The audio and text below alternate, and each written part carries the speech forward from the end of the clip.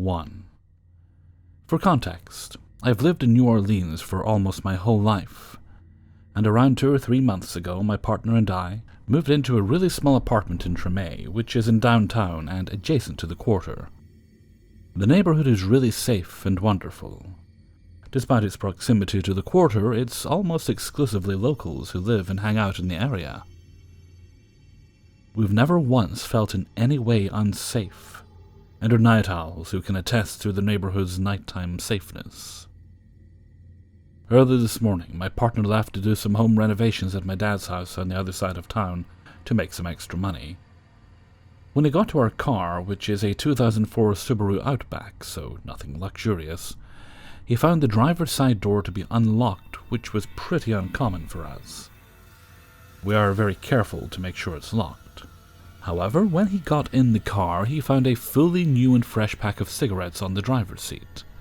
Despite both of us smoking occasionally, we had recently stopped buying them, and would have had zero reason to have a new pack of unsmoked cigs in the car, not to mention that we only ever smoke in our courtyard and certainly don't smoke in our car.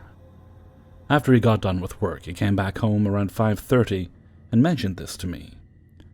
Having lived here for most of my life, this didn't really surprise me. Cars get broken into all the time over here, no matter the area, and we were smart not to keep anything valuable in it in the first place. However, as he started to go further into the story, things started to get a little strange for both of us. The car, which we got from my grandmother only a month ago, has very few miles on it because she never drove. We had recently been observing the miles on the car the day before so we could see what her mileage was like. However, when he looked down at them this morning, he saw that the car had an additional 7 or 8 miles on it that we had not driven on it. This by itself is not that strange under the assumption that our car had been stolen. That being said, when we left our car the night before around 8:45, it had a quarter tank of gas. This morning it had a full tank. The brand of cigarettes in the car were the only brand we ever smoked. While a somewhat common brand in the US, it's not a super common brand to smoke down here. Most people in NOLA smoke Reds, Golds, or Newports. The pack left in the car were light blue American Spirits, which are a little more expensive than more common brands down here. We're super open about only smoking light blues, and if our friends were ever to buy us cigs as a gift, they would know to buy these and nothing else. Like I said, nothing else was stolen or altered in our car. Our insurance, which was sitting on the back seat because of some recent typical car issues, this was left untouched. We have some nice-ish stereo attachments which were also untouched. Some sunglasses as well. None of this was moved or altered. Additionally, there were zero signs of forced entry or technical tampering with the car. It hasn't appeared to be hot-wired in any way. We have a car battery in our trunk from when we had to replace it a few days before. We have yet to take it to the auto parts store to get reimbursed for it. We able to get you like $200, so I feel like they missed a pretty substantial opportunity for quick cash. Our neighbor drives a Jag. Why steal our shitty, dingy little car when that's parked 5 feet from us? Additionally, someone asked, so I decided to include this here as well. There are only 2 existing keys to our car, one that my partner keeps and one that I keep. Our front door is very old and locks automatically, meaning that we have to keep our keys on us at all times. They have never gone missing and have never been stolen. None of our family or friends have keys or any access to our car. Both of our keys were in our tray when we woke up. The car is from out of state, and when we picked it up, we were given the only keys. All that being said, we felt very weird about all this. The most, I guess, logical explanation is that someone found a way to get into our car and start it, somehow, and then simply drove it around, bought some cigs while they were out, returned the car to the exact place where we parked it, and then forgot the new cigs on the seat. But even that seems strange to me. If this person had the wherewithal to break into someone's car and hotwire it, why not just steal it? Why fill up our gas tank? How would you be able to remember the exact place we parked it, but not be able to remember the fresh cigarettes you just purchased? It doesn't make any sense to us. We both agree that the behavior is really strange and seems like something we would do rather than someone else. I mean, of course we would buy the brand of cigs we smoke and then park our car in the same place after filling it up with a full tank. We jokingly suggested sleepwalking, but to our knowledge, neither of us have ever sleepwalked in any capacity, much less sleep-driven, and gotten cigarettes in a tank of gas. Additionally, we live on the side of a gated house and have a security system that we set every night. How would we have been able to unlock the security system and the front gate and drive? This doesn't seem like what could have possibly happened. I'm mostly just throwing it out there so you can all be privy to what we considered. At this point, we're very confused. There seems to be very little motivation for stealing our car. Why would you fill it with a full tank of gas? It literally feels as if we did all of this and we have no idea of it. Neither of us have any of the charges in our card. I'm sure many will comment that some kind soul stole our car for a night out. I'm sure that's what happened. But I can't help but feel very confused and weird about this. Let me know what you all think. Weird shit. Update. We live across the street from a really nice house, the people who have the Jag, and they have signs along their property that say they have cameras. I believe one of them points toward the place we have parked. Going to go over tomorrow and ask them if they caught anything from last night. We'll update in the morning, assuming we don't have carbon monoxide poisoning and die during the night. Also, we will provide pictures in the original post as to where our car was parked, and any other identifying pictures that can help figure out what the fuck happened. I know sometimes posters are accused of fabricating stories, and we're in this strange position right now where we're pretty desperately looking for some sort of explanation for this, and want to avoid the obstacle of, this is fake. 2. A few years ago, my best friend and I, both 17 at the time, were playing with our dolls. I promise we were just doing extreme makeovers on our old dolls. Anyway, while hanging out at my kitchen table, her and I decided to warm up one of those oven-made pizzas because we were just too lazy to actually cook something, and Uber Eats didn't exist 8 years ago. Once the pizza was done, we pulled it out of the oven and set it beside us on the table. Now, here's where we just can't figure out what happened. I remember telling her, let's have it cool down for like 5 or 10 minutes before going at it, to which she agreed so long as it was still warm. It was a nice summer evening, around 6. The table was next to the kitchen window, which was open just a crack, and we figured it'd stay at a decent temperature. At this point, the table was a mess. We had a mess of dolls, hair dye which we thought would work, and a ton of doll clothes all over the place, but beside the mess sat the pizza. Once we figured out how to situate it without contaminating it with our mess, we decided to keep playing and truly lost track of time. A while later, thinking it had been like a whole hour after we took it out, we freaked and finally decided it was time to eat the pizza. Much to our surprise, the pizza wasn't there. It was almost as if it had just disappeared, plate and all. Thinking realistically and instinctually, I thought it had fallen on the floor, but because we were too distracted, we didn't notice. We quickly scanned the floor beneath the table and thought a second thought, maybe we kicked it. We searched for some time until my best friend got the idea to check the oven. Maybe you left it in there and we thought you took it out, she said. Or something along those lines. It's been some years now. Confused, I went to the oven, but there was nothing there. At this point, we're losing it.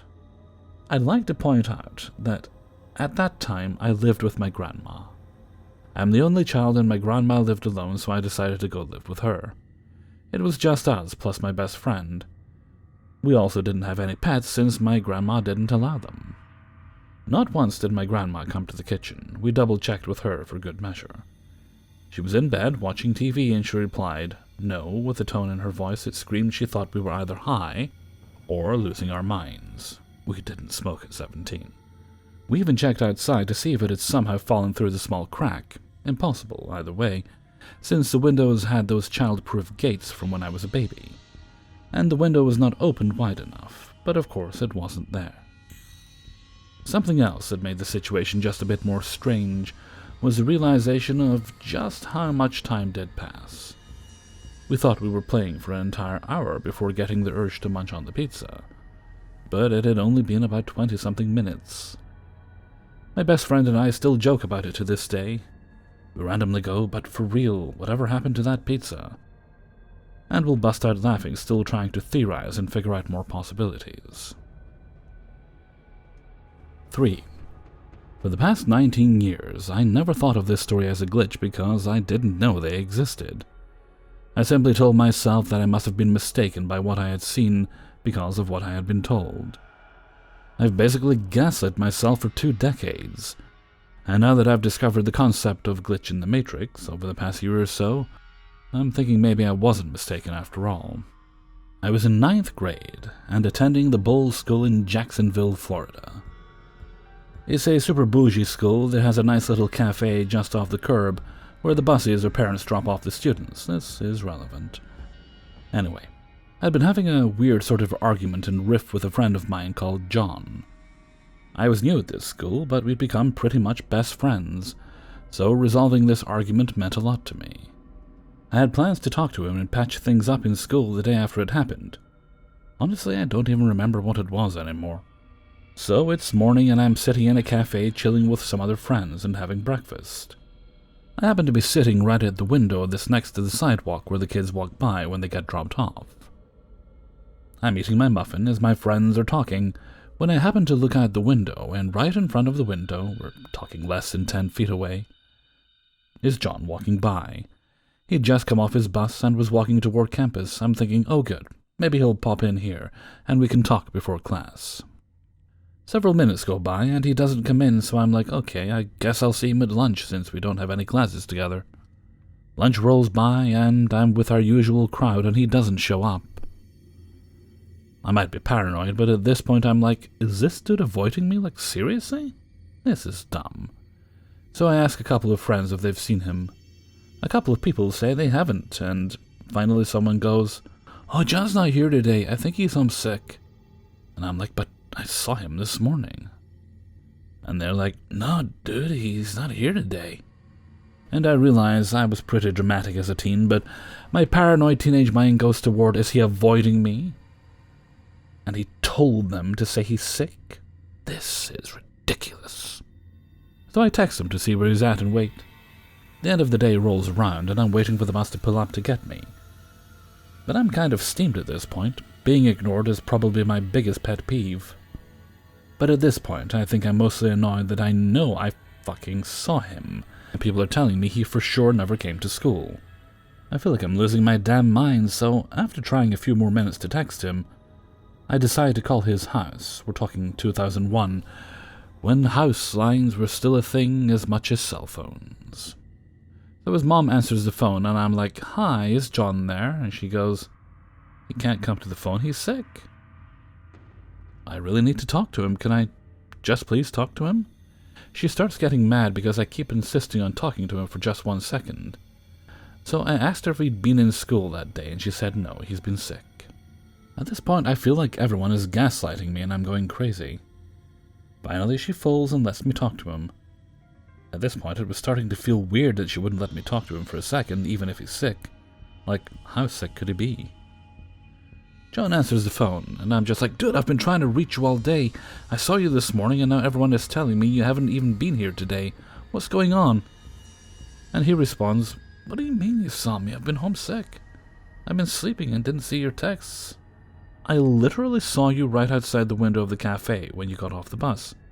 Like, dude, you can just tell me if you came to school and left. Just talk to me, man. He continues to insist he never stepped foot on the campus. I'm starting to get worried at this point that everyone is going to think I'm crazy and he's just going to be pissed at me. His mom freaked out on him afterward for his friend being a psycho, so I finally just conclude, alright man, I guess someone else at school looks just like you, and that was him. I believe you, I must be losing my mind, and I dropped the subject. I laughed at that for the past 19 years and told myself it was someone who just looked like him, and I was mistaken. But I know what I saw.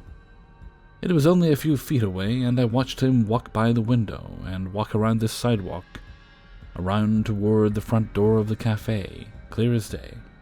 I saw my friend, who was apparently never there. I tried to find him on Facebook and LinkedIn recently to at least confirm this memory and maybe get more details, but can't find him anywhere. This has always driven me crazy.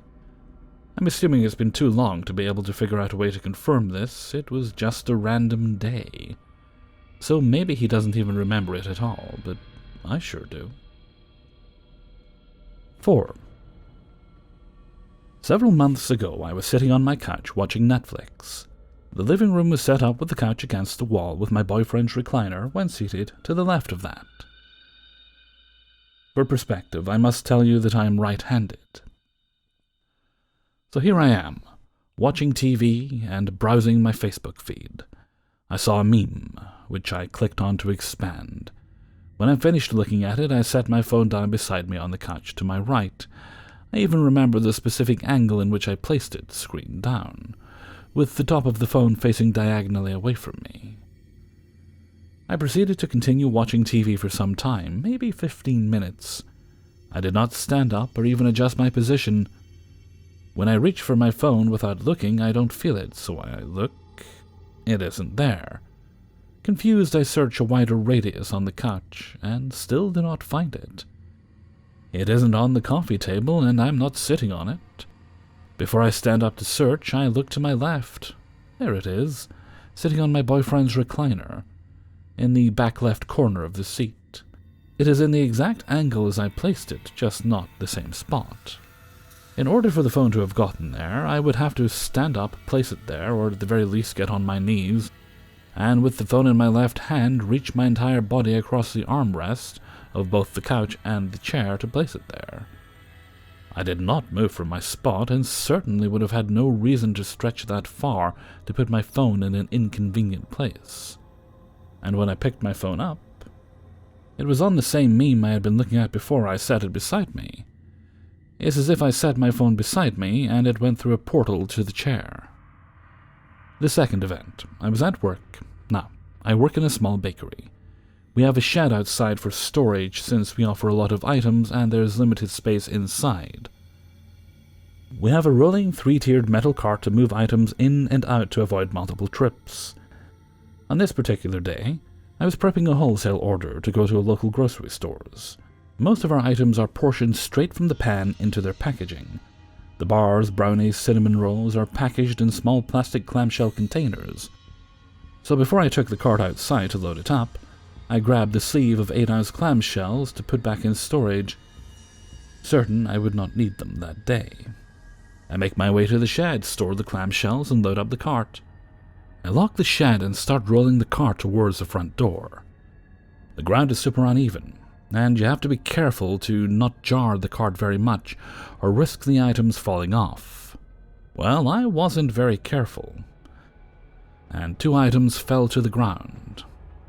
First, a peanut butter brownie to the left, closely followed by a gluten-free cinnamon roll to the right. Annoyed at myself, I pick them up. Since I have dropped items before, I make sure to check the integrity of the packaging. They tend to crack. I'm glad I do, because I immediately notice a crack in the brownie clamshell. To confirm it is broken, I test it with my thumb. It is definitely cracked, as I'm able to stick my thumb into the packaging on the front left corner. Not wanting to turn around, I make a note to come back for the clamshells I had taken outside in order to repackage it. I set the brownie back on the cart and make my way inside. When I reach the table where I lay the wholesale orders out, I start with the peanut butter brownies, so I can set the broken one aside, but I can't find it. None of those clamshells are broken. I think, okay, maybe I was mistaken and it wasn't the brownie. I proceed to check every clamshell, from the cinnamon rolls, since that was another fallen item, followed by cream cheese brownies, then oat bars. None of them are cracked. I check every item again, and this time every corner of every clamshell, pressing them to try to show any hidden cracks or holes. No cracks. I kid you not, I checked every one of those packages no less than 4 times. I had only brought in the amounts we needed for the orders, and everything was accounted for. I tell my boss, and she proceeds to check every corner of every package. Nope. They are all uncompromised, and none are missing. We're both super confused, and I go outside to make sure I did not grab an extra one, and maybe had it fall off again, and find nothing. Also, after trying to figure this out with friends, one asked if I maybe repackaged it and forgot I had already done it. But this is impossible. First, I had already stored the packaging materials outside. Second, I began checking the packages as I unloaded the cart. Meaning there is no way I could have repackaged it before unloading. It has been weeks, and I still have no answers. 5. I work at a fast food restaurant, and it's mostly chaos. A couple years ago I was working and we had this manager named Tom. Tom, to put it bluntly, was an asshole, and also loved to play small practical jokes on his co-workers. This is important to the story. We were in the middle of a lunch rush and I was taking a counter order. The woman had ordered like $42 in food and I needed her to sign the receipt. I approached Tom and asked to use his pen. The pen was well made, encased with a heavy, smooth silver metal. He reluctantly handed it over to me, stressing the plea not to lose it because it was a fairly expensive pen. I promised, and the lady signed the receipt. While she was doing so, I went ahead and began the next order. From my peripheral vision, I could see the lady set the pen down on top of the receipt. I finished the order and walked over to grab the pen. Now, before I continue, you should know the positions of the people. The store as a whole is pretty small. Tom was up front with me, but he was in the corner cashing out customers in drive-thru. Another co-worker was bagging orders, which is closer to where I was, but not right by me. From the counter, you can see back into the kitchen where our cook was making sandwiches. To the right, past the kitchen, was the broiler and sink. To the left was the cooler entrance, the garage, the dry storage, and the office. Practically on top of each other. The office is no bigger than a coat closet and not separated by a door or divider of any sort. Okay, back to the pen. So when I went to grab the pen off the receipt, it wasn't there. I even looked down to see if I had just not been coordinated enough to grab it, but nope. Nothing. My first thought was that maybe the customer had come back to use the pen and had accidentally taken it with her. So I went over to where the customer was sitting and politely asked if she had grabbed the pen and accidentally placed it in her pocket. Once more, Tom is an asshole, and I really didn't want to have to deal with his wrath if the pen I had promised to not lose went missing. The lady smiled and pointed to the receipt and said that she placed it on top of the receipt. This corresponded with my own memory.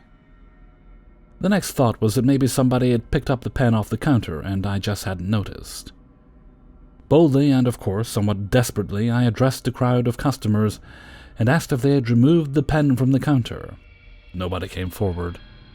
My last-ditch effort to explain where the pen had gone was back down to Tom. I assumed he must have just picked it up off the counter in order to prevent the pen from being lost. My bold demeanor went quite timid as I approached and softly asked if he had grabbed the pen. Irritation flitted in his eyes, giving me my answer before he spoke. I've been over here this whole time. Why would I come take the pen off the counter? I looked down at my feet ashamed and confused. I explained what happened and how I couldn't find the pen. I swore I'd buy him another one to replace it. He thankfully accepted this, and we finished the rush. When the customers had parted, we took that moment to scour the store for the pen. If Tom was playing a joke, I don't think he'd go so far as wasting his smoke break to search for a pen. We looked on the floor by the counter on both sides, we looked on all the surfaces. He even reached into his pocket to see if he'd picked it up absent-mindedly. Nothing. We even searched the back of the store, which wouldn't have made sense since nobody but the cook was back there, and he had never come up front. Of course, we didn't find the pen and assumed it was stolen. The rest of the day passed, and throughout the day, we'd look for it, checking and rechecking. By the end of the day, I'd resigned to the fact that I'd broken my promise and lost it. I was pretty upset with myself and promised to get him another. I had him write down the brand and such. It was about a $25 pen. I went home and forgot about the issue until the next day, when I arrived at work. I hadn't bought the pen yet, as I'd have to wait till payday before I could afford it. As soon as I stepped in through the double doors, Tom approached me from behind the counter. His face pale, Without saying a word to me, he reached into his pocket and pulled out none other than that heavy silver metal encased pen. I didn't know how to react, so I laughed. "Wow, Tom, that was a really asshole move. Great joke." But he never smiled. Instead, he looked at me confused. "I never grabbed the pen. I even double-checked my pockets when I got home." There was almost a whimper in his voice, as though begging me to give him an explanation, when I was trying to understand myself. He explained that he went home and checked his pockets one last time, and came up empty-handed, of course. He had a snack, went to bed. That morning he'd awoken and grabbed his shirt. Inside the pocket was the pen. The very same pen we'd looked for hours. So I asked if he had another shirt with another pen, that maybe he had grabbed the shirt with a similar pen in it. He slowly shook his head, explaining that the pen lost was the only pen he had of that kind, and this was the only work shirt he had at the time. It was then that my facial expression matched his. My face went pale, and I instantly looked away with a short response of, "Well, that's weird." And we instantly moved on. To this day, I occasionally still think about that moment and what happened that day. I still work at the same fast food joint, and while Tom no longer works there, whenever I do see him, if I bring the conversation up, he looks away, laughs uncomfortably, and changes the subject. When we can't explain something, and it makes us question our reality and our beliefs, it's understandable why Tom felt so uncomfortable about the subject. Today I laugh it off as a glitch because I know I'll never know what happened. 6. I have a small collection of wristwatches that I keep in a case. They're nice, but nothing fancy, nothing automatic or solar. All standard analog battery-operated watches. Due to my laziness and not having worn them recently to care much, the batteries in the watches have all died, with the most recent being over a year ago. They've been sitting in the case dead and unused for that time. This past weekend, my parents were in town, and I decided to take them out to a nice dinner. Being as I was getting, somewhat, dressed nicely, I decided that I was going to wear one of my watches, even though I knew it was dead. I chose a watch, took it out of the case, and set it down on the dresser so that I would remember to wear it when getting ready later that evening.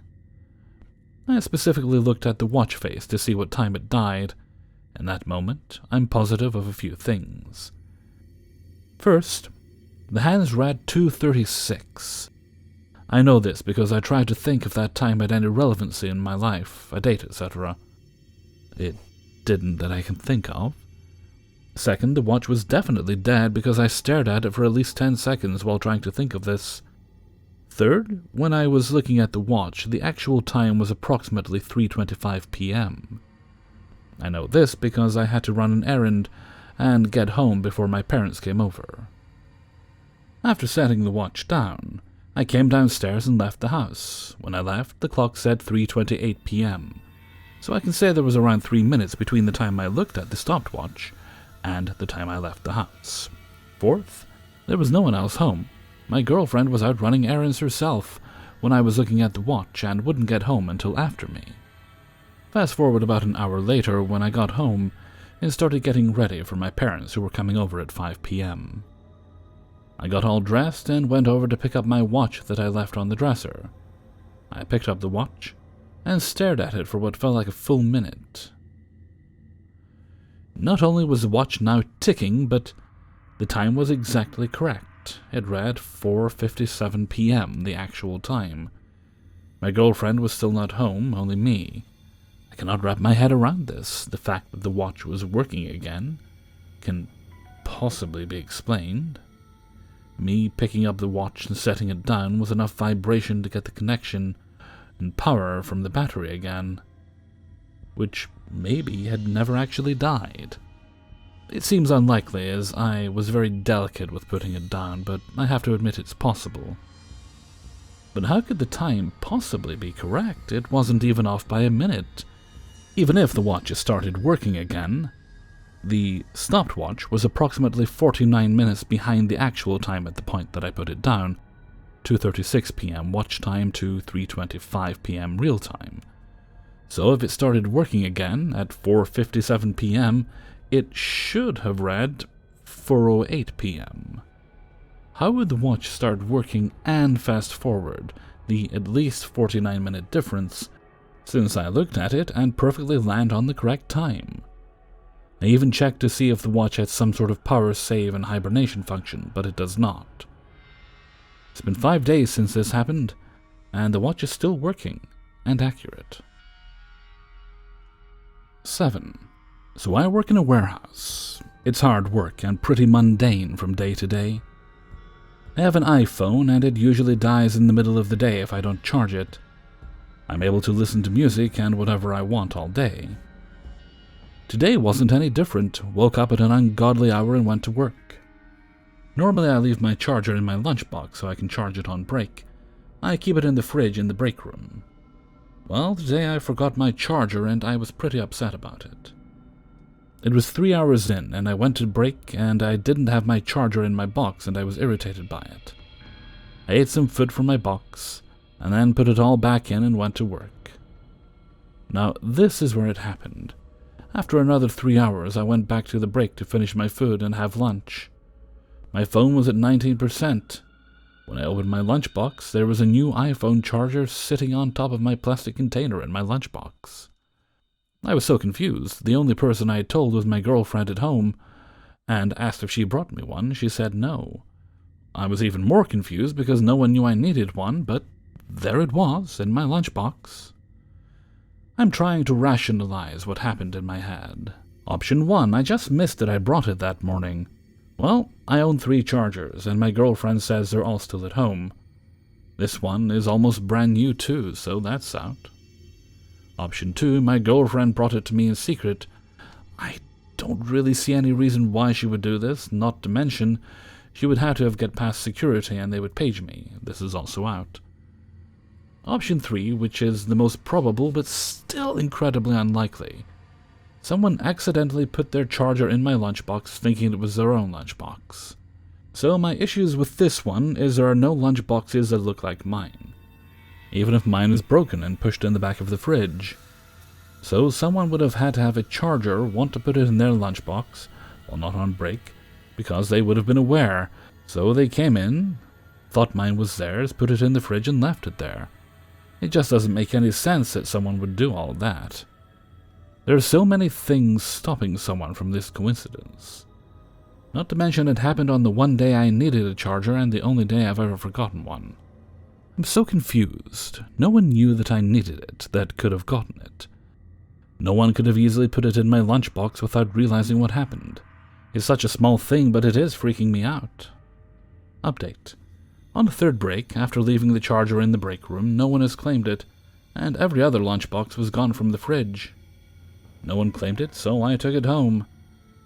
Now I have a new charger, so it wasn't one of mine from home. Tomorrow I will ask Asset Protection if anyone lost one, but I don't think I'll have much luck there. 8. Yesterday I had cleaned my room pretty well and was making my bed. When I was stretching my blanket out, a thigh-high stocking fell out. It was a little strange because I haven't worn those stockings all year, and I had been sleeping with the blanket for a couple of days now. Then again, I had done laundry 3 or 4 days ago, so I figured it got stuck with that, even though I'm just realizing why would I wash it if I hadn't worn it. But anyways, I just brushed it away as strange, but whatever.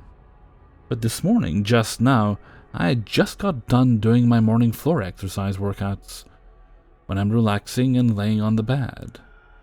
I felt something strange on my back, so I'm just brushing it away when I'm starting to pull out another thigh-high stocking.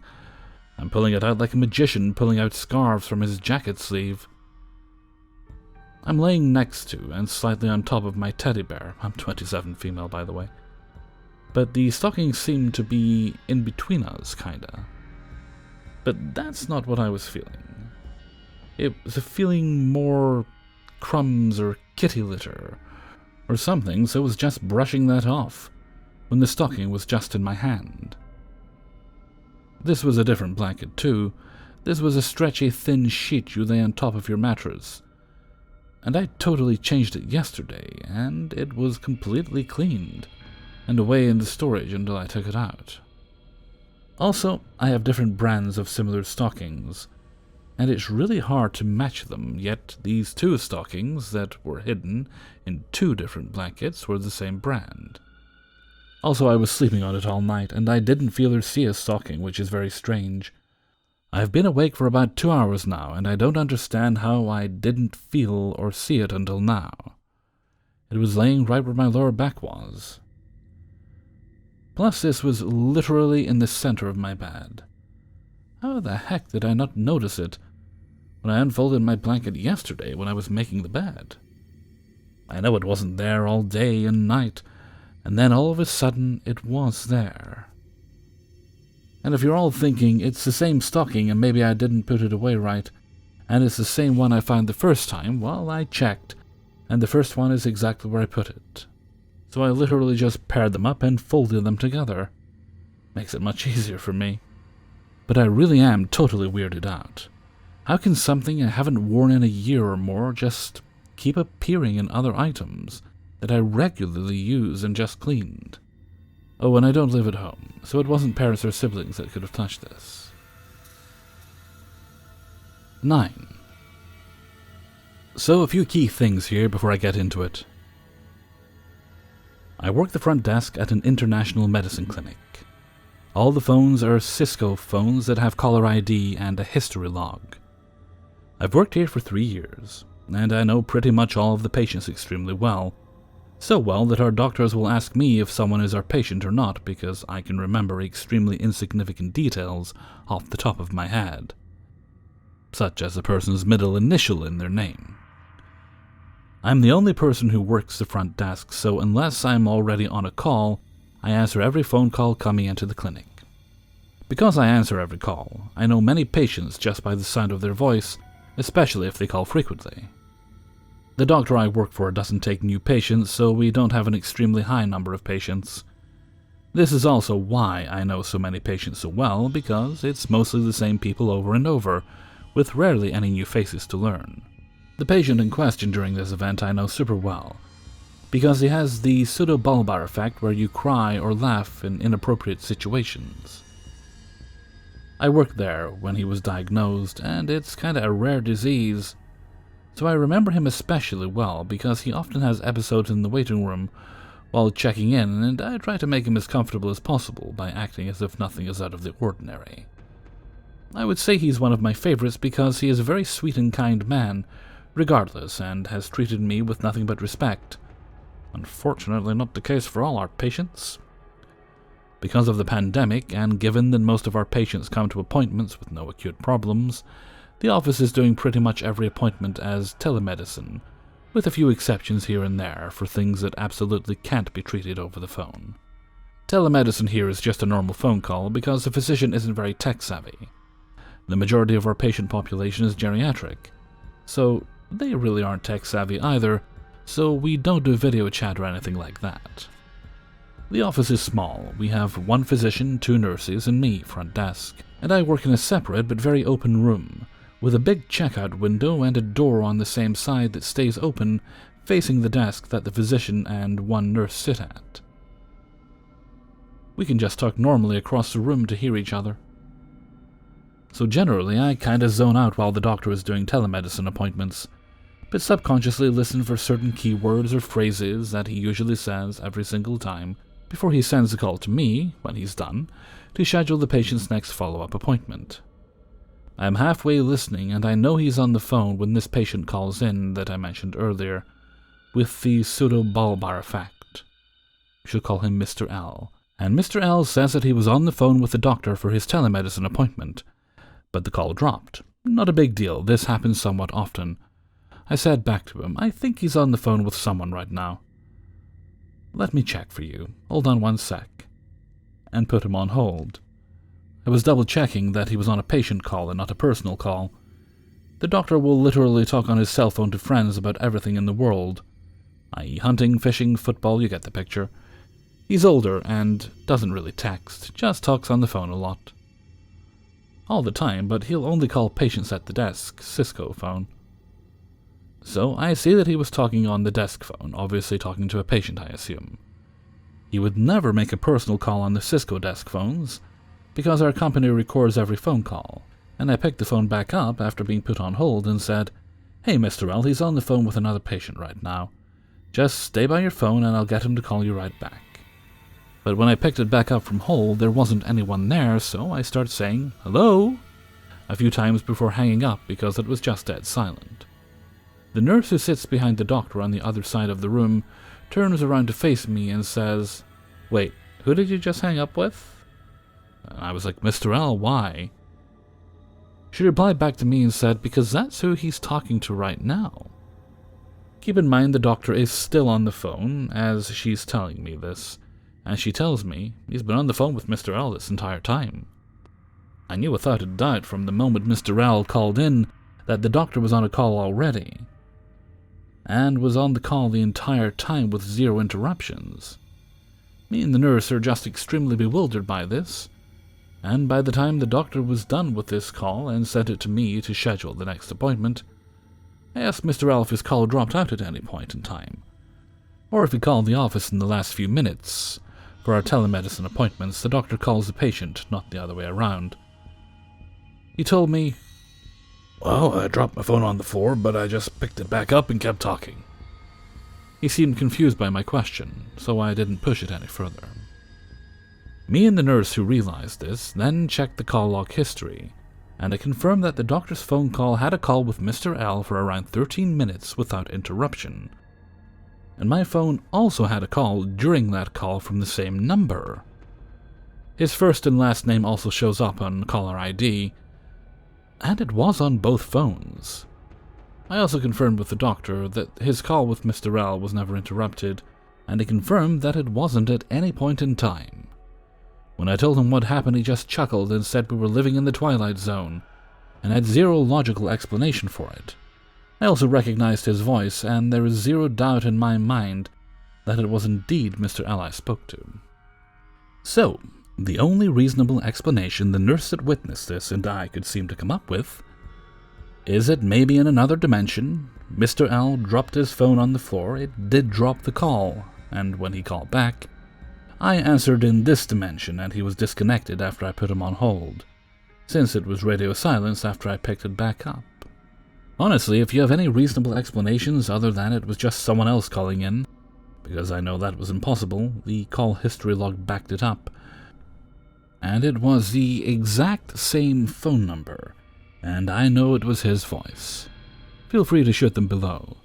I'm honestly just mind-blown by this, and while I was never disbelieving of alternate dimensions before, I was skeptical because of lack of hardcore proof, but this has definitely convinced me. 10. When I was a teenager, I went to Pennsylvania to visit a friend and his family over the summer. I was about 15 years old at the time, and still to this day, I can't forget this bizarre experience. It was a regular night and I was sleeping in my friend's room when I awoke having to pee. My friend had bunk beds and I was on the top bunk, so I had to hop down and make my way out of the bedroom and down the hall to the washroom. I went into the hallway from my friend's room, and because it was very dark, I kept one hand on the hallway wall as I made my way to the guest room door, which is located on the same side of the hallway as my friend's room. I knew that if I followed the wall to the guest room door, I could go straight across the hallway to the washroom door, which is exactly what I did.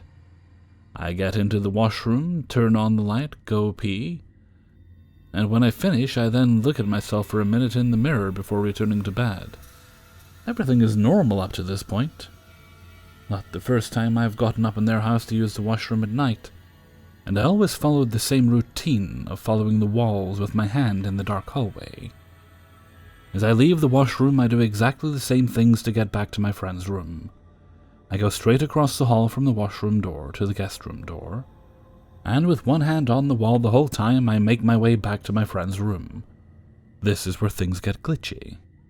I get to my friend's room door and enter it, but as I enter it, I'm not in my friend's room.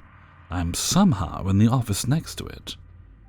I realize immediately that this makes no sense, because I had my hand on the wall the whole time, as I have done countless times, but here I am in the office. The office is not very big. It's a small square room with a closet next to the hallway door to my right as I enter the room.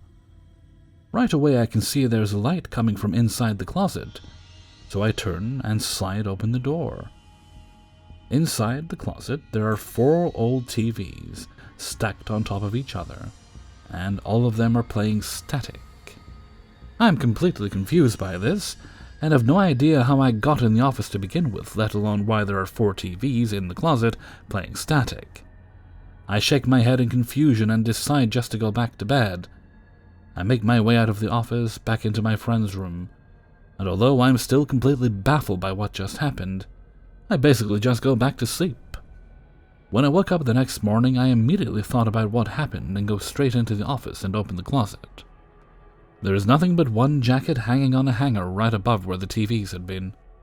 I don't recall telling my friend or his family about the experience, and everyone I've told since says obviously it was just a dream, which my logic really wants to agree with. But I'm telling you, this was not a dream. If it was far more vivid than any dream I've ever had. I recall every moment, from jumping out of the top bunk, slowly walking to the bedroom door, trying not to make noise or trip or anything as I did. I remember how black the hallway was, the feel of the wall in my fingers, the squint of my eyes as the light in the washroom came on. Looking at myself in the mirror and touching my face as I inspected it. Everything was exactly as it was in real life, everything except the glitch. 11. This event happened a long time ago when I was in middle school, so around 4 or 5 years ago. Here's some backstory to what the day was going to be about. There was some type of speaker coming to school to talk to middle school about something, can't remember what it was, at around 1 o'clock in the gymnasium. However, me being a stupid middle schooler, I completely forgot the event and solely relied on the teacher bringing us down. I was in English class, which would last from 12:30 p.m. to 1:30 p.m. We were working on some class project that required us filming on our cell phones to put together some form of movie. I was part of a group of 3, with 2 of my friends. For anonymity's sakes, we'll call them Bob and John. In order to get some quality recording footage, we decided to go to the end of the hallway in the elevator room. Not the traditional elevator room you were thinking of. The layout of my middle school was really odd.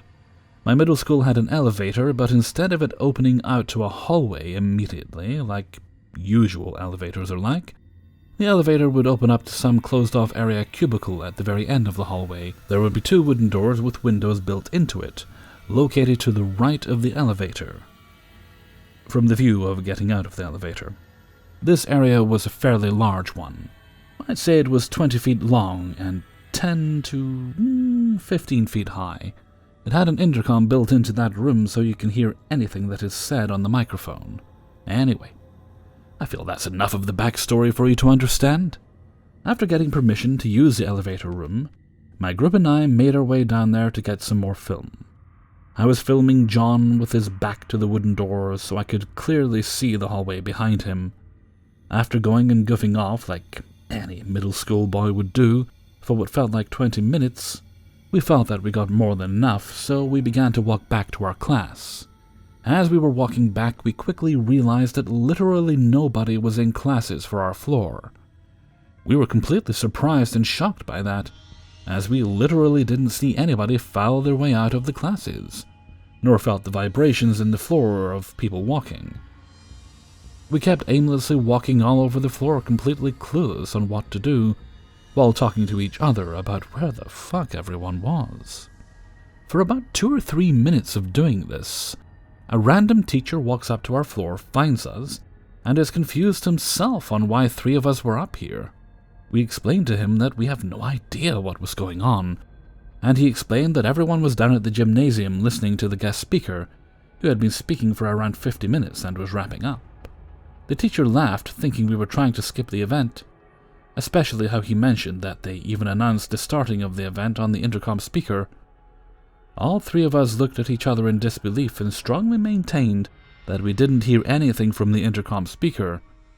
We didn't see anyone filing out of class, we didn't feel the vibrations of people walking, nor did we think we were in the elevator room for 50 minutes as it felt like 20. Regardless, the teacher led us down to the entrance of the gymnasium where we had to explain ourselves to the principal. The principal was pissed, thinking we skipped the event on purpose, but we were desperately pleading our case that we legitimately had no idea what happened. The principal, looking defeated as he didn't have us crack and admit we supposedly skipped the event, had us go inside where we watched the last minute or two before it ended. We didn't get in trouble for this, as the principal didn't really care, but it still makes me wonder what the hell happened. The three of us were in that room with a fully functioning intercom, as well as having a clear view into the hallway. During this entire time, we did not hear anyone speaking on the intercom, nor did we see a single person, let alone a large group of kids, file out of the class. Furthermore, we didn't feel the vibrations of large groups of people walking down the hallway. We genuinely didn't intend on skipping the event, as we completely forgot about the event in its entirety. Any ideas on what could have happened? 12. I want to post this because I can't stop thinking about an experience I had 2 hours ago. About 12 a.m. I was driving back from a date and feeling pretty good. I was turning left onto a main street when I had this experience which I'll try to explain. My thoughts are scattered, but I'll try my best. The light turned green, and I began turning left, when I felt death an inch in front of me.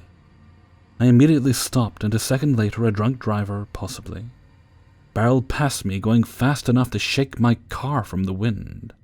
The fear of the car running a red light and almost killing me isn't why I'm posting this story.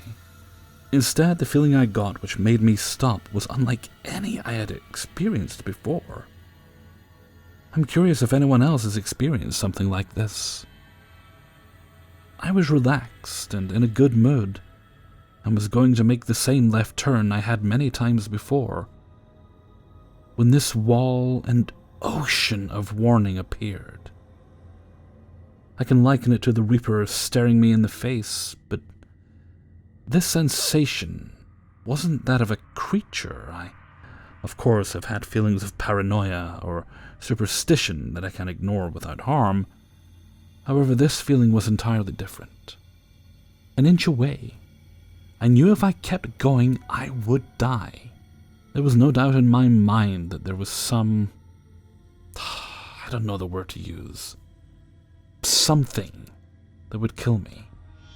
It was as if death itself, not the Grim Reaper, but the concept, in a way, was right before me. I tried searching for people feeling death, but couldn't find something similar to my experience. If you try to imagine the deepest ocean, or largest vale, make it infinitely more immense, and that's what the thing before me felt like. There was obviously nothing visual, but the feeling I got was just as, or more, real than anything I could see. The expanse was only an inch in front of my face, and I stared into it for only a second before the car flew by me. The turn heads down a hill, so I'm fairly certain the car was hidden from my sight until it flew past me.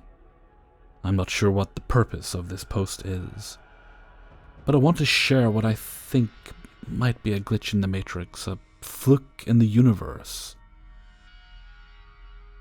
I knew I would die with absolute certainty, and the expansive feeling of death before me was neither good nor evil, just there. This is why it's hard for me to describe it as a Grim Reaper, or Psychopompus in general, because it didn't feel like an entity.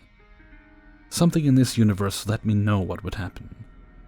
Whether it was something peeking in from a different plane, explains the endless expanse, or a parallel universe where I didn't stop somehow, clipping through, also the endless part.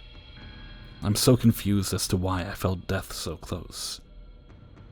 If there is a Grim Reaper, then my understanding of it is not as a person-shaped entity carrying a scythe, but as the idea and action of death and dying itself. For some reason, I knew that an inch ahead was where I would die, and I prevented it. I'm sorry, this is all over the place, but I'm still in shock from the ordeal. I was surprised by the car, and started sweating and feeling sick. I pulled over and sat in my car shaking after the feeling set in. However, after a couple minutes I realized I wasn't reacting to the car almost killing me. I was shaken by the realm I just glimpsed.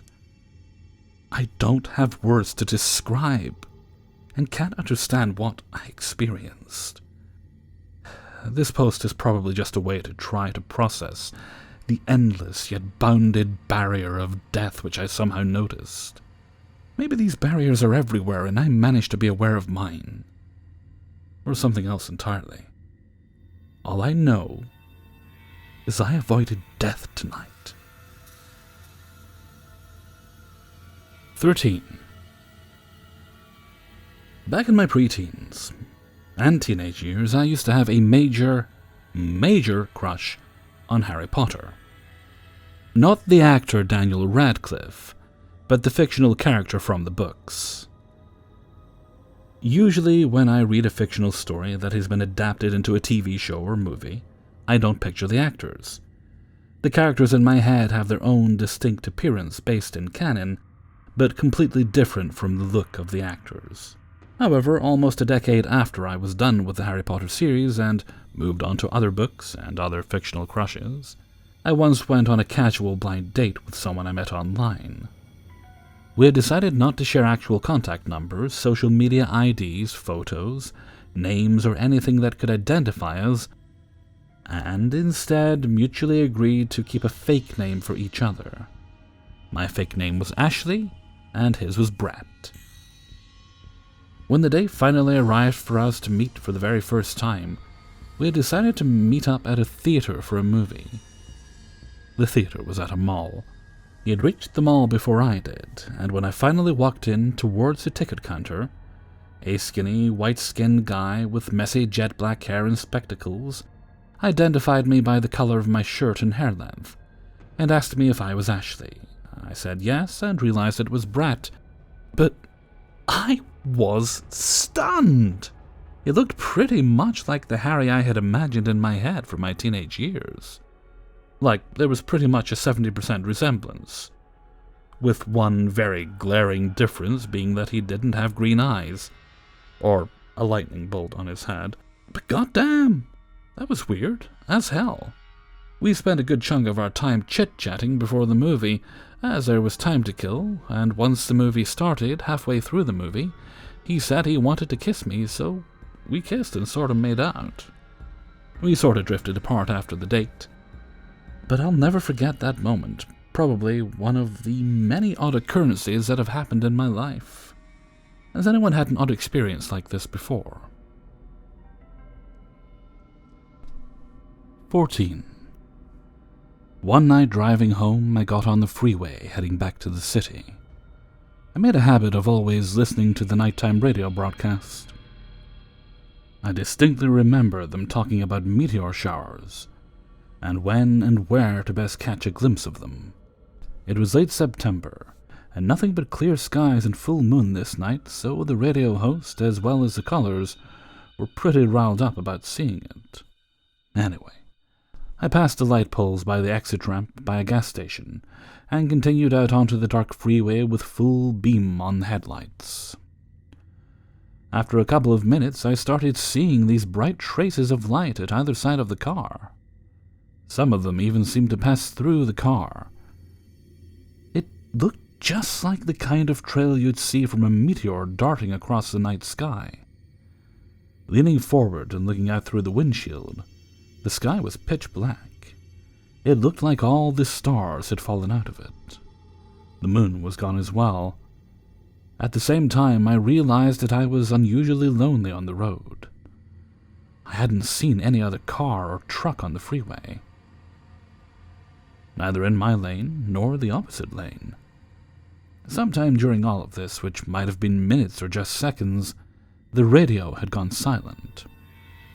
Or the talk show at least. Instead, there was a sort of static noise interrupted only by bizarre, eerie sounds of a sort of mechanical wailing before going completely silent. I sped up, wanting nothing more than to get back home. I just kept driving, feeling more and more weirded out. I made the last turn on the freeway, doing well over the speed limit by now, and trying not to stare at the streaking weird lights engulfing me in the car, to where you'd normally see the lights and buildings of the town center. But this night, there was nothing. The city lights, the tall apartment buildings by the large intersection. There was nothing. The whole town seemed to have sunken into the same unnatural sort of black as the empty sky, and just disappeared. I kept on driving on the freeway, which ran through what would be the city center. The exit ramps were all gone, the signs, the lampposts, everything. Nothing but black. Only the bleak tarmac under the car's wheels, and the freeway continued, as did the streaking lights. The road itself went along as usual for a couple miles, and then took a turn into where it's supposed to be, just dense forests, and beyond that, wide stretches of farmland. No, it was nothing. Just black. It was like being entranced, driving on that freeway. I don't know how long I drove for, might have been half an hour, maybe less, along a road which I didn't recognize. When I saw lights in the opposing lanes, I met a truck, blaring its horns for me to switch off the full beam on the headlights. As the truck passed me, the regular radio show commenced. The trails of light sort of stopped mid-air and then faded. Outside the car, I saw the trees along the freeway cast its shadows in the light of the full moon. The streetlights lit up along the side of the road, with the old familiar names and distance left. I was back, about halfway between work and home, on the same freeway that I'd been driving along many nights before. For a while, I thought I might have fallen asleep at the wheel and somehow managed to stay on the road long enough to be awakened by the truck's horn. The thing is that it doesn't add up. I left work at 4 in the morning, and somehow my drive home took well over 1 hour instead of the usual 20 minutes. I had noticeably less fuel when I arrived home. The trip meter in the car recorded me having driven a distance of about 90 kilometers, about 55 miles, between work and home. In reality, it's about a third of that. When I came back home, I just sat on my sofa for a while and stared dead ahead, trying to piece it all together. I've spoken about it to some of my friends, but the whole thing just sort of ends in a discussion about generally spooky things in space and whatnot. I don't know what I caught a glimpse of, or what that freeway was that I drove along. If it was some sort of glitch. On rare occasions, while driving late at night or early mornings, I sometimes think I see those strange lights again, in and around the car. It's only ever for a split second or so. I've driven the same way at around the same time, but nothing ever happens. I'm not a drug user of any kind, and only ever drink, not when driving, though. I feel weird when thinking about it. Like I'm not really the same person as I was before. It's in the subtle things, like songs I used to feel strongly about, that reminded me of that one time at that party. Those just aren't doing it for me anymore. I don't like the same food. I don't think about life and work and the meaning of it all in the same way. It hasn't been a sort of natural transition over the years either. That weird night was a sort of breaking point for a lot of that stuff. It feels like something is missing from me. Makes me wonder where I really was, and if I really ended up at the same place whence I came. Or rather, if I ended up the same as I was before. I really can't tell. 15. So my family is trying to renovate my recently deceased grandfather's home to get it more market ready. We've gone through everything but some files on the main floor and everything in the workbench and some decorations in the basement. My parents, younger sister and I know exactly what is on the main floor, and we've been working on clearing it out for weeks. There are lights, furniture, papers, and one closet that still has some neat vintage clothes we're going to sell. For the closet, my sister and I have been working on photographing the clothes to get them ready to list for sale. We looked over the items in the closet and decided to photograph the complicated outfits first and save the non-matching items for last. When I was taking pics last week on my phone, my sister insisted she bring our good camera next time since my pics were kind of dark. A few days later, my sister brings a camera and gets a lamp from another room and starts arranging and photographing suits. She's more artsy than I am, so I'd bring over what she asked for, held the labels so she could get a better shot, whatever, and let her do her thing. When we called it a day, we had a few shirts and the 5 pairs of pants left. Specifically, 2 ugly patterned dress pants, white bell-bottoms, salmon bell-bottoms, and blue pants that didn't match any jackets. When we go there today, I'm helping my mother pull massive weeds in the yard, while my sister finished the photos. I go in for some water and my sister asks me what we're doing about the grey pants. I was so confused and thought she was talking about the pants I thought were blue. Turns out she's done with the blue ones, and they're next to these grey pants I've never seen before. I said I wasn't sure if my mom had brought them up from the basement. I went outside and asked her. But she said she hadn't taken anything upstairs like that. There was only a winter jacket in the closet in the basement, but the rest of the clothes, entirely on the main floor, were all sorted through weeks ago. So I go back in and tell her just to take pictures of them too. I then flip through the rest of the closet. Everything else in there is in the exact same order we've had it in. All the other pants are there, even the ugly ones were now put back by the solid-colored ones, and none of the jackets were out of order. We've had the other closets upstairs for weeks, and my dad flat out refused to go through any of the clothes after my grandfather passed away, because he didn't want to donate something sentimental unknowingly. So basically, after tearing through all the closets and piles of clothes, we had these roughly 20 items in a single closet waiting to be sold, which became 21 out of nowhere today. I feel like I'm overthinking the pants, but it's freaking me out. No one else would have gone in the house since my mother and I are the only ones with keys. The neighbor doesn't have a house key, and she watches the house from next door. And no one besides my sister and I have been in that closet since he passed away. Since my sister also didn't remember the pants, and my mom said she didn't put anything in there, I'm thinking this may be a glitch, but I'm not sure. I'm a skeptic. But I'm just trying to reason through this and getting more freaked out. 16. Now, this is probably me having a memory like Swiss cheese, but still, it's such a weird situation I wanted to share it. Back when I was 15 or 16, I decided I wanted a scooter. Perhaps a weird thing for a 16-year-old, you all think, but since I live in Sweden, it is actually quite normal since we are not allowed to get a driver's license until you turn 18 years old. Anyway, I tracked down a suitable second-hand scooter in good condition. Me and my father arranged to go pick it up at the seller's house. It was 1 or 2 hours away by car. We get there. I try the scooter out, fall in love with it, and we agree on a price of around 7,000 SEK, Swedish kroner. And we haul the thing home on the back of a rental trailer. And that is the end of the story. Right? Of course not.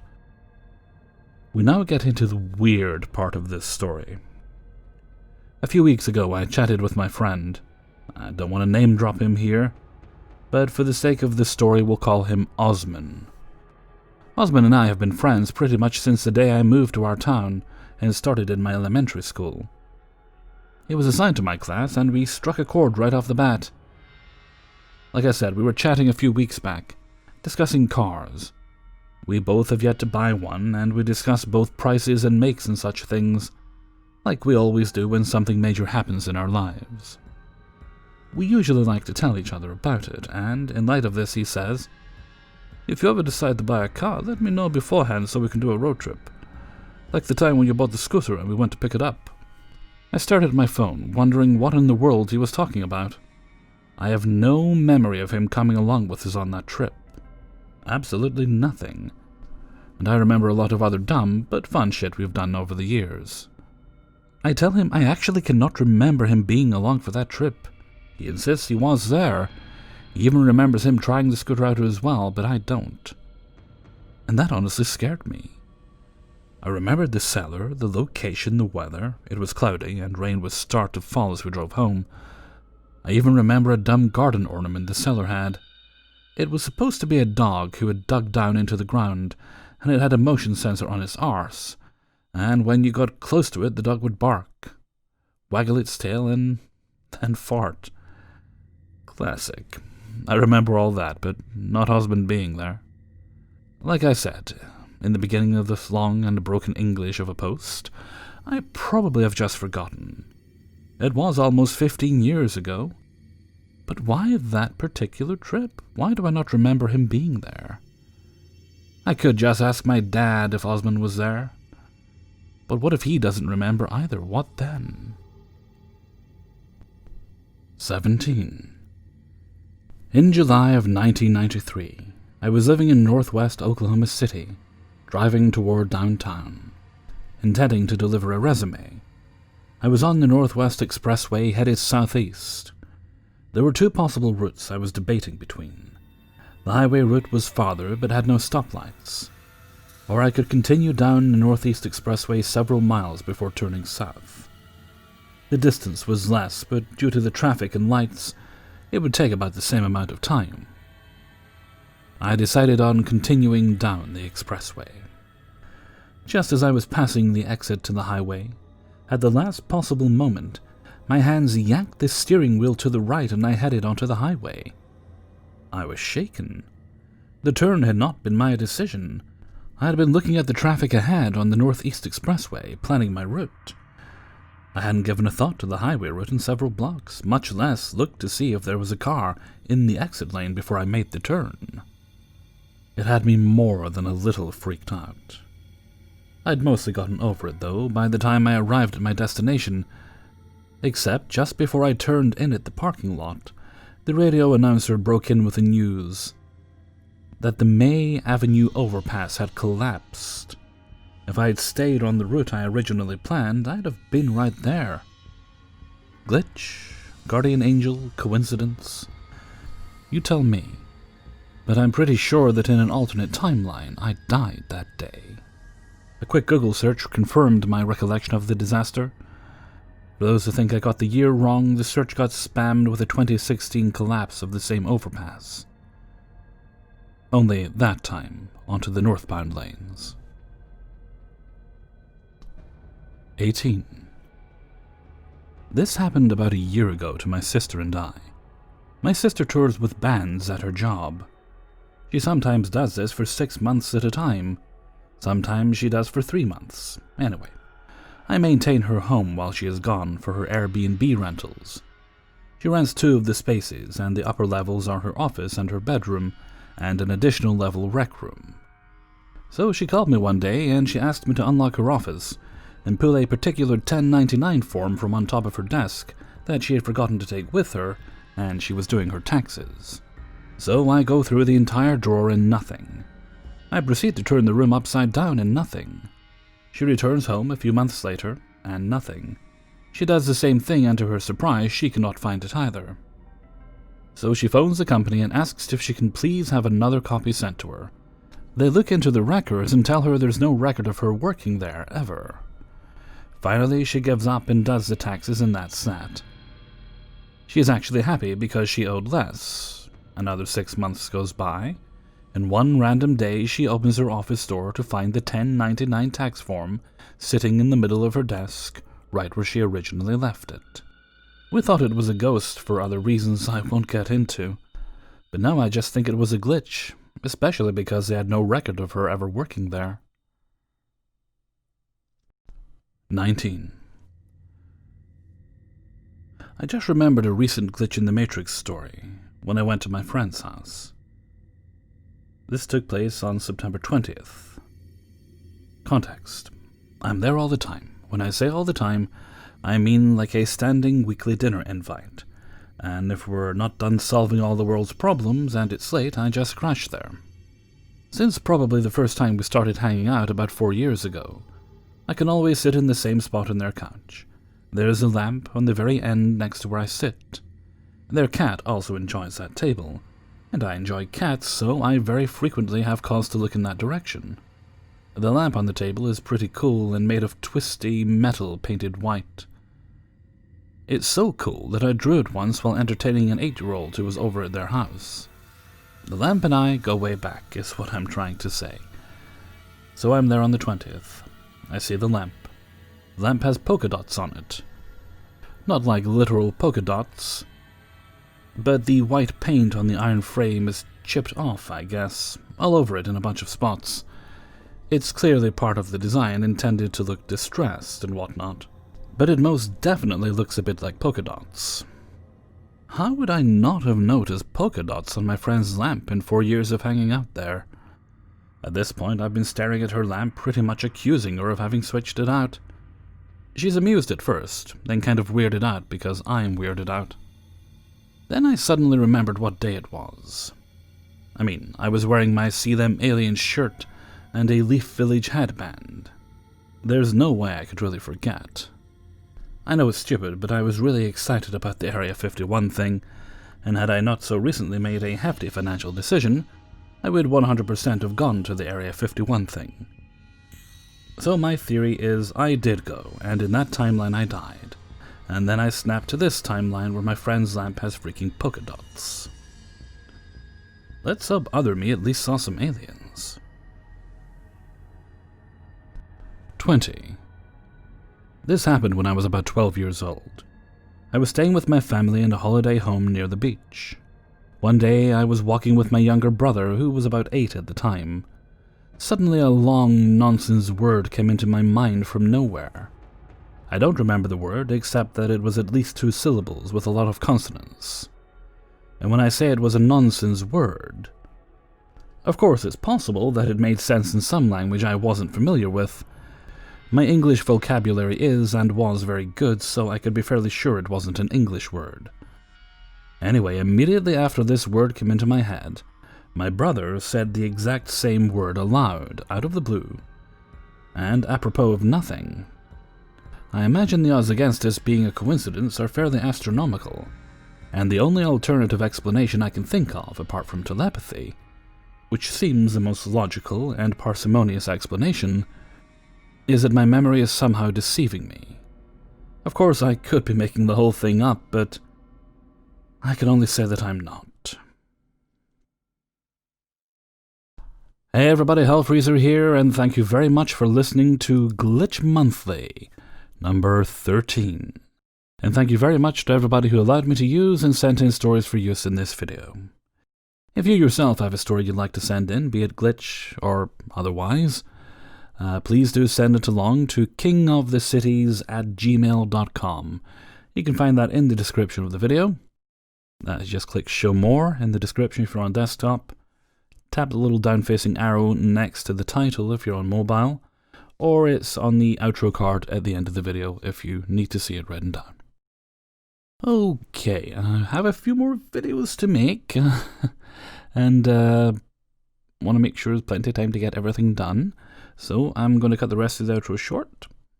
So until next time, thank you very much for listening, and take very good care of yourselves.